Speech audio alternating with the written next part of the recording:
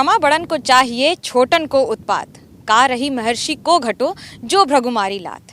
एक ऐसी कविता या यूं कहिए एक ऐसा श्लोक है जो व्याख्या करता है कि कैसे भृगु ऋषि ने जब श्री विष्णु की छाती पर पैर मारा था और एक दाग छोड़ दिया था, तो उसके बाद श्री हरि ने अपना गुस्सा नहीं दिखाया था लेकिन उन्हें क्षमा कर दिया था।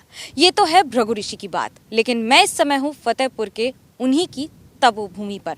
इस तपोभूमि की एक खासियत है, यानी कि माँ गंगा नदी पूरे अपने सफर में सिर्फ 2 जगह पर उत्तर वाहिनी होती हैं, एक काशी में और एक फतेहपुर में। इन 2 स्थान को बहुत महत्व दिया गया है पौराणिक कथाओं में और उसके साथ उन सारी जगहों पर जहाँ भी इनका वर्णन किया गया है। लेकिन क्या फतेहपुर को बाकी सारे स्थान यानी काशी की तरह ही इंसाफ मिला है? कैसे सोचते हैं आप इसको?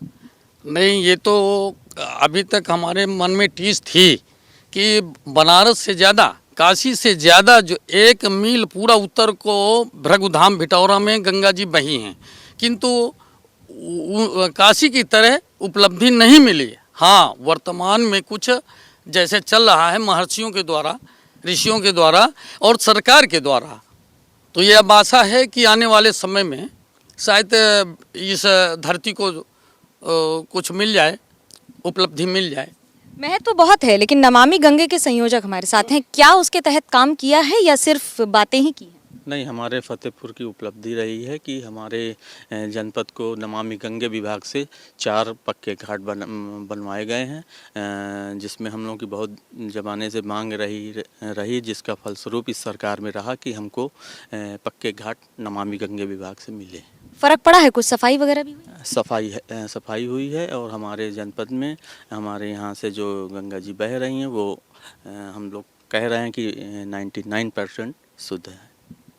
युवा क्या सोचते हैं? फतेहपुर को वो मिला जो मिलना था? नहीं मैम, अभी तक फतेहपुर के युवा बहुत दुखी हुए हैं। जिस तरीके से हम लोग मेहनत कर रहे हैं और दिन रात रास्तों में दौड़ते हैं, उस तरीके से हम लोगों के साथ कोई जायज़ नहीं हो रहा है। हम लोगों को जॉब नहीं मिली 2 साल से। जिस तरीके से सरकार ने हम लोगों के साथ नाइंसाफ़ी की है, हम इस बार ज़रूर बदलाव चाहेंगे। इस बार हम अखिलेश यादव जी को अपने यूपी में लाना चाहेंगे। जिस तरह से 2 बड़े जनपद के बीच में फतेहपुर है, जैसे उच्च शिक्षा की व्यवस्था है, तो इसके लिए तैयारी करने के लिए बाहर ही जाना पड़ता है हम लोगों को। बस यही। व्यापारी होकर आप लोग क्या सोचते हैं इस बार? भाई, पहली सरकार से इस सरकार में बहुत ही व्यापारी को सुकून है और व्यापारी बिल्कुल निर्भीक होकर अपना काम कर रहा है। हाँ, विकास की बात है, जो विकास असली में होना था और धीरे धीरे हो रहा है। और जो दोआबा का क्षेत्र हमारा है, बहुत ही पिछड़ा जनपद है। हम चाहते हैं और थोड़ा बढ़ चढ़ के इसमें भाग लें सरकारें, और हमारा जो नेताओं की वजह से ये शहर पिस रहा है, आपस रंजिश की वजह से नेताओं की, अगर सब आपस में मिल के काम करते तो इस शहर की हालत दूसरी होती। राजेश महेश्वरी जी पत्रकार हैं, बहुत वर्षों से आप देख रहे हैं इसको, कैसे सोचते हैं और कैसे देखते हैं इस बार की राजनीति को? तस्वीर कैसी?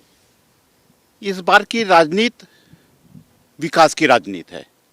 निश्चित तौर पर जो पिछले आज़ादी के बाद से जो विकास नहीं हुआ है, वो मुझे फतेहपुर जनपद में विकास दिखाई दे रहा है। इस धरती की विशेष बात यह है कि पूरा जनपद नेशनल हाईवे से कनेक्टेड है, जुड़ा हुआ है और आवागमन का बहुत ही अच्छा साधन है। सड़कें बहुत अच्छी बन गई हैं। ये विकास शिक्षा के क्षेत्र में भी बहुत विकास हुआ, सड़क के क्षेत्र में विकास हुआ, इधर विकास हुआ है। लेकिन लोगों को इतनी शिकायतें क्यों हैं? क्योंकि ये 2 महानगरों के बीच में ये जनपद है, छोटा जनपद है, ये अपनी पहचान नहीं बना पाया। ये बहुत बड़ी बात होती है कि अपनी पहचान नहीं बना पाया, और यही सवाल फतेहपुर भी लगातार पूछता चला आ रहा है कि इस जिले की अपनी पहचान कब बनेगी। कैमरा पर्सन सूरज पांडे और संदीप के साथ मनोज्ञा लोईवाल, फतेहपुर, एबीपी न्यूज़।